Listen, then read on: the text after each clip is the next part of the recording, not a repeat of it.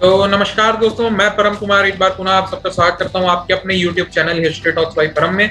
और आज से हम लोग शुरू करने जा रहे हैं एक ऐसी सीरीज जिसमें प्रश्न होंगे आपके और उनके उत्तर देंगे भारत के बड़े बड़े इतिहासकार, जाने माने वक्ता और प्रवक्ता।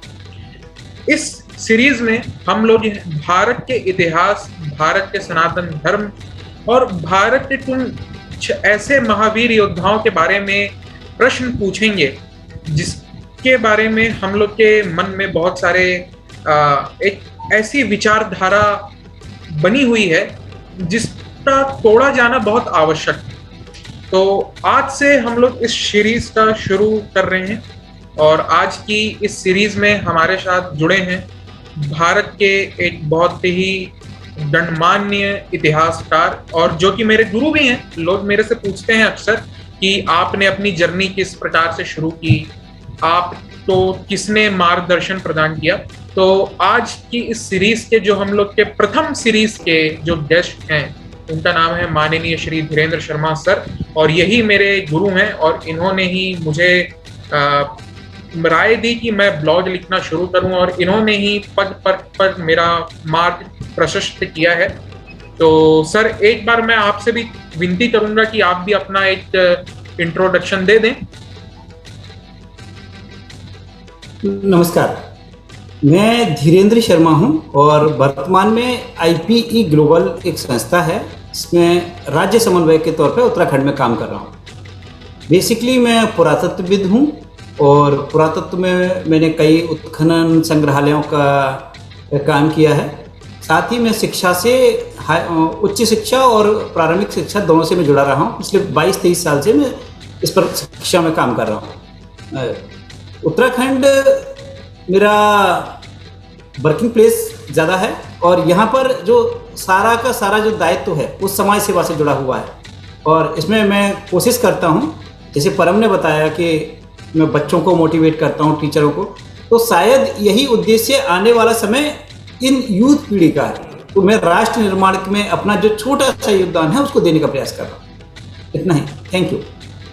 जी जी जी जी, बहुत बहुत धन्यवाद सर कि आज आपने अपना समय निकाला, अपना इतने बिजी शेड्यूल में से आपने समय निकाल के हम लोगों को प्रदान किया।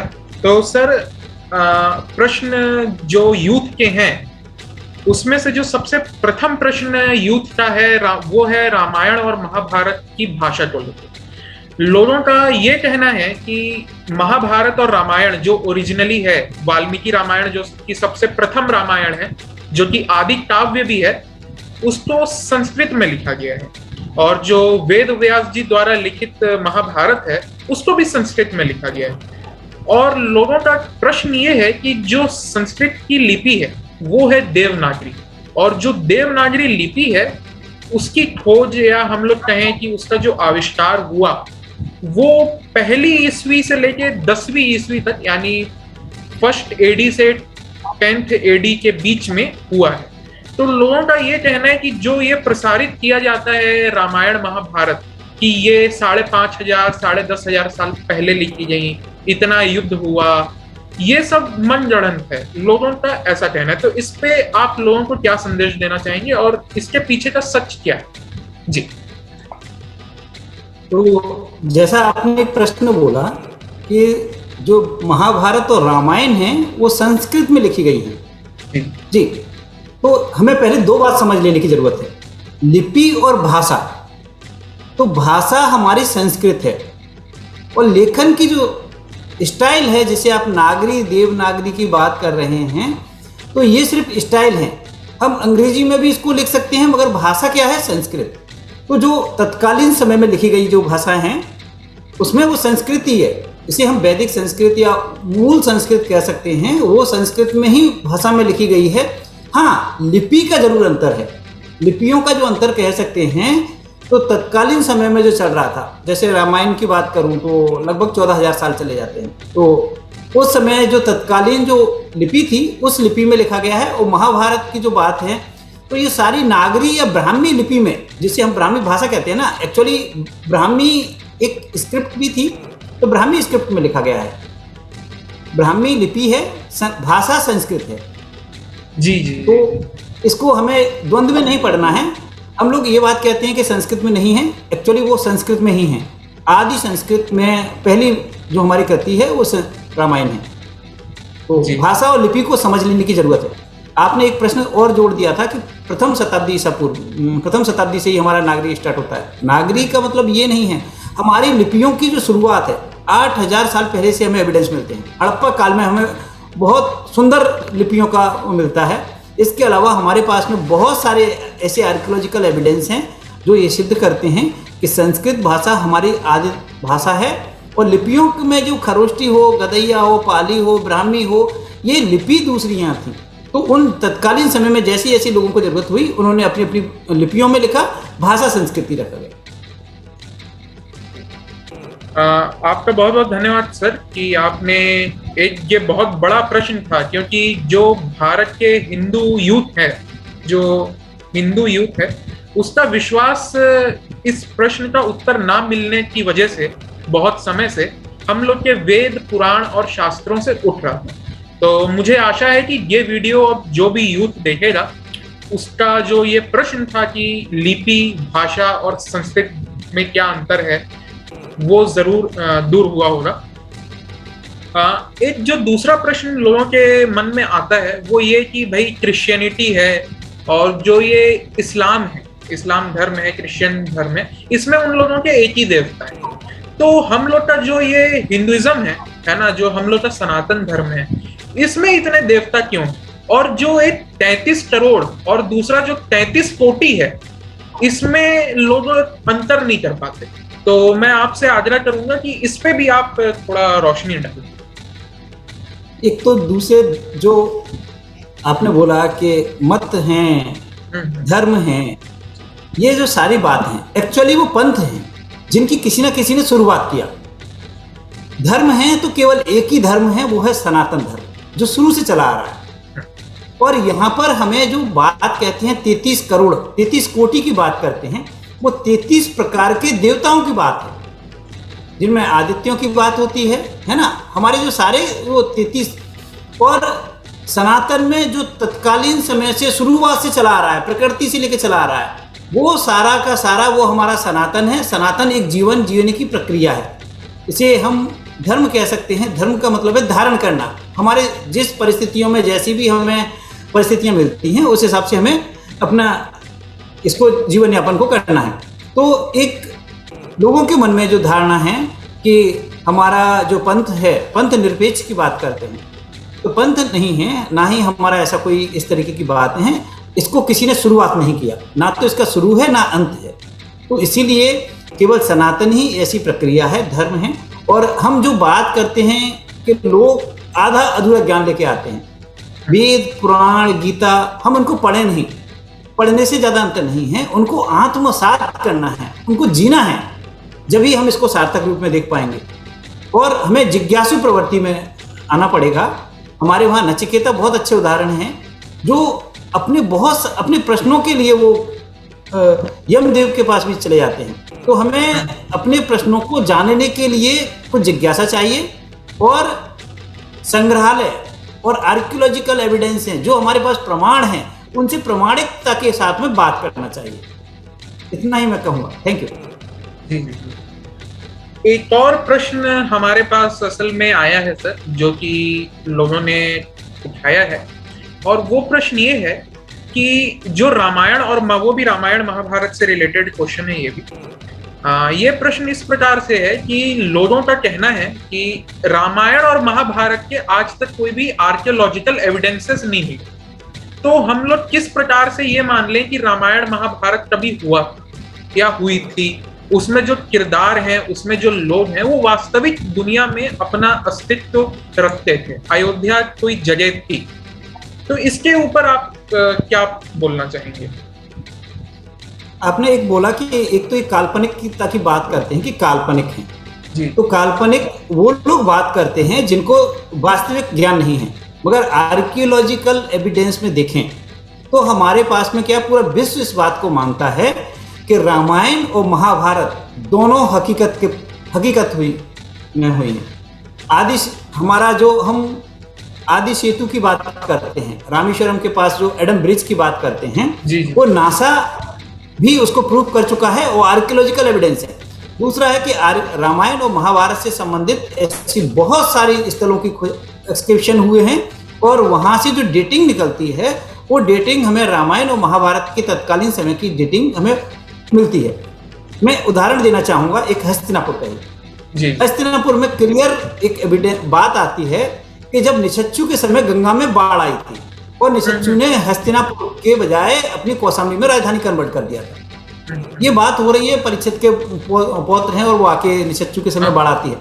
और जब हमने हस्तिनापुर को एक्सकैवेशन में काम किया बीबी लाल जी ने, तो उन्होंने देखा कि वहां 3 मीटर डिपॉजिट गंगा के बालू का है, और यहां से पीजीडब्ल्यू कम होता है और एकदम जाके कौशाम्बी में पीजीडब्ल्यू बढ़ जाता है। और वो समय लगभग वही है जब वो कहते हैं कि गंगा उन्होंने अपनी राजधानी को कन्वर्ट कर दिया था, बदल दिया था।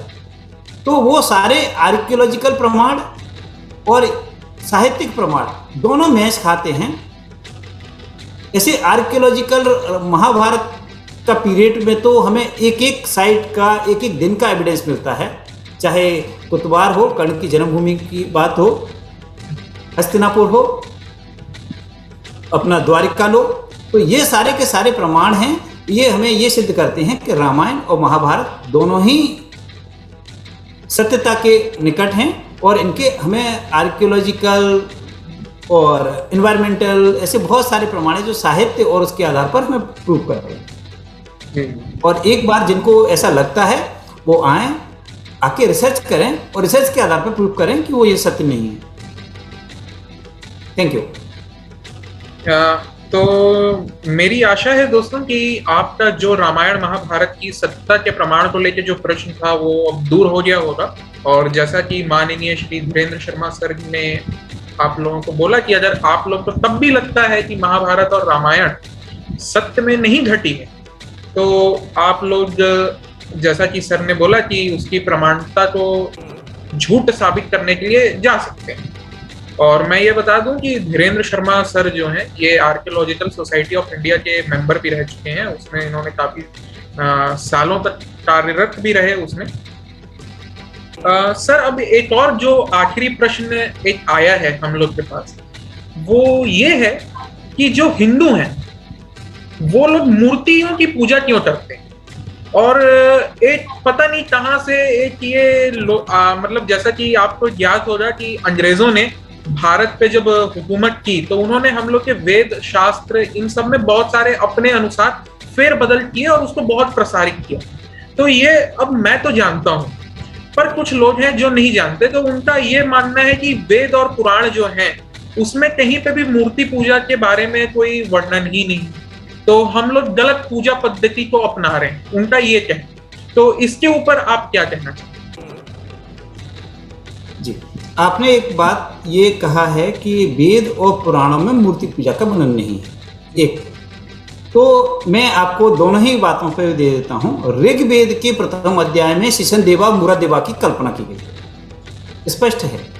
दूसरा है, उन्होंने कुछ ऐसे देवताओं की बात की गई है, दिव्यानी रूपानी, ऐसे पुरुष जो चमकते हैं, तो वो हमारा, हालांकि वैदिक काल में हमारी जो बातें हैं वो पूरा प्राकृतिक ढंग से है। हमने प्राकृतिक देवी देवताओं को पूजा है। हमने देव मतलब कौन है? जो कुछ हमें देता है। सूर्य है, चंद्र है, नदी है, हवा है, पेड़ हैं, धरती है, ये सारे के सारे हमने इनको कुछ देने वाले हैं, जो आदमी को कुछ दे रहे हैं, इंसान को कुछ दे रहे हैं, तो उन्होंने इनको देवता के रूप में माना है। साथ में शिशन देवा मूरा देवा जिनकी बात कर रहे हैं हम, लिंग और योनि की बात कर रहे हैं, ये ऋग्वेद में स्पष्ट लिखा हुआ है। आप इसको एक बार देखें। जहां तक पुराणों की बात है, पुराण तो बहुत बाद में लिखे गए हैं, है ना जी। तो पुराणों में तो पूरा विष्णु धर्मोत्तर पुराण, शिव पुराण, उनके आप नाम देखेंगे वो किसी न किसी देवी देवता से है। तो पूरा का पूरा विष्णु धर्मोत्तर पुराण है और हमारे भागवत पुराण है, इनमें पूरे के पूरे देवी देवताओं का निर्माण की बात की गई है कि कैसे बनाना है, किस पत्थर से बनाना है, किस मूर्ति का कब पूजा करना है, वो डिटेल वर्णन है। तो मूर्ति पूजा हमारे वहाँ प्रारंभ से थी। कुछ जगह तत्कालीन परिस्थितियों में क्या हुआ है कि हमारा जब वैदिक जो समाज था पहले, तो उसमें अलग अलग तरीके से लोग ऋषियों के जहाँ जहाँ जिस गुरुकुल में रह रहे थे उसी तरीके से पूजा पद्धति का था। कहीं यज्ञ हो रहा है, कहीं मूर्ति पूजा हो रही है। तो हमें हड़प्पा काल में आप देखेंगे कई जगह हमें यज्ञ मिलते हैं, यज्ञों के प्रमाण मिल रहे हैं, कहीं हमें मूर्तियाँ बहुत सारी मिल रही हैं। तो मूर्तियाँ तो हमें स्टोन एज कल्चर से मिलना स्टार्ट हो जाती हैं, और आर्कियोलॉजिकल एविडेंस में सारा जो मूर्तियाँ हैं वो हम करते हैं। रामायण और महाभारत को आपने देखा होगा, तो वहाँ पे देव कुलम की चर्चा है। जी जी, है ना, देव कुलम की चर्चा है। देव कुलम कौन है? जैसे आज हम अपने पूर्वजों के फोटो लगाते हैं, मम्मी पिताजी का फोटो लगाते हैं, उनकी समाधियां बनाते हैं, इस तरीके से हर व्यक्ति का, हर कुल का एक देव कुलम स्थान होता था, जहां उनके आदि पुरुषों की मेमोरी होती थी, उनके बूत होते थे, या आयाग पट्ट कहते हैं, चित्र होते थे, ये सारी चीजें होते थे। तो वो पूजा उनको अपने देवताओं को याद करने के लिए उन्होंने इस तरीके से किया है। तो ये हमारे यहाँ शुरू से ही प्रमाण रहे हैं। अब ये कहना गलत होगा कि पहले मूर्ति पूजा नहीं थी। मूर्ति पूजा हमारे वहाँ रही है, प्रकृति पूजा भी रही है।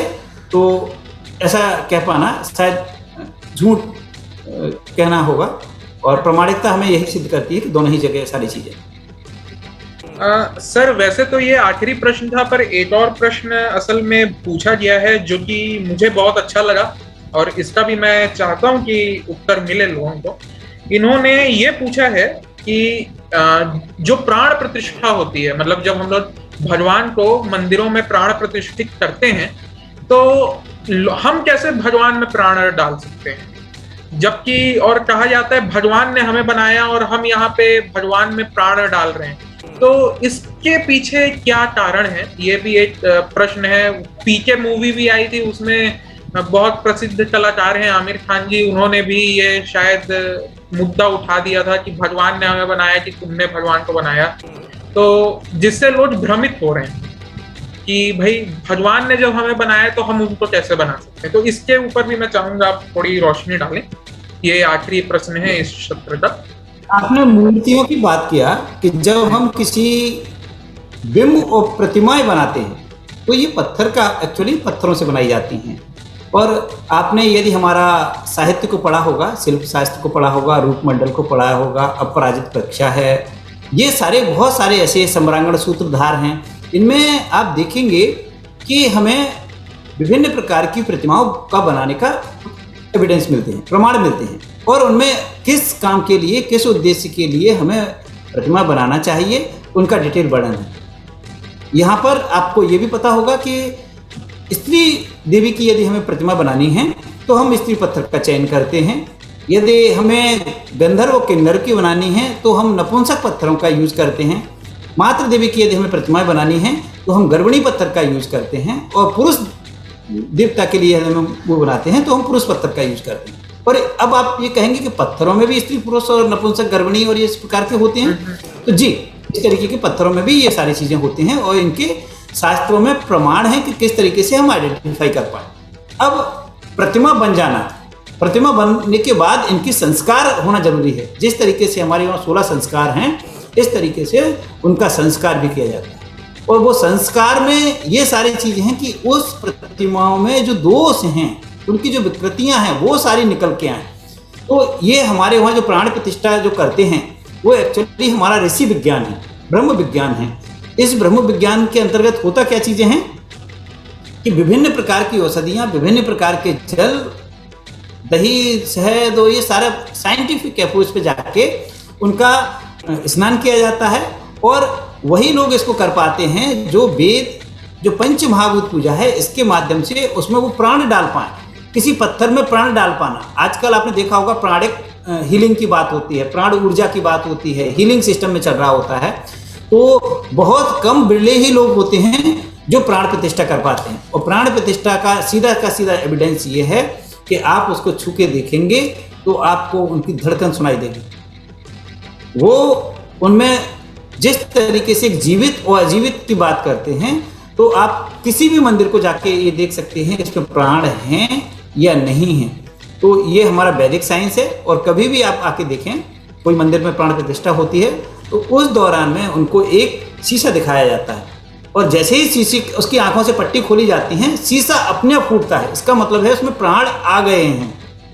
और हमारे वहाँ पर इस तरीके के बहुत सारे जीवंत मंदिर कह सकते हैं जिनमें प्राण तत्व अभी मौजूद है। बाकी के बहुत सारे मंदिर ऐसे हैं जहाँ प्राण तत्व मौजूद नहीं है, वो सिर्फ प्रतिमा है। तो प्रतिमा को नहीं कहूँगा मैं, मगर ये बात है, ये हमारा वैदिक संस्कार वाला मुद्दा है और साइंटिफिक है, ऋषि विज्ञान है। आज भी ये सारी चीज़ें होती हैं। आपने कई लोगों की कई कहानियाँ सुनी होंगी कि वो मृत्यु हो गया, उसके प्राण दोबारा से आ गए। तो वो प्राणों को डाल देना, प्राणों को ले आना, यही एक विद्या है जिसे भारतीय विद्या कह सकते हैं। ये कठिन चीज है मगर आज संभव भी।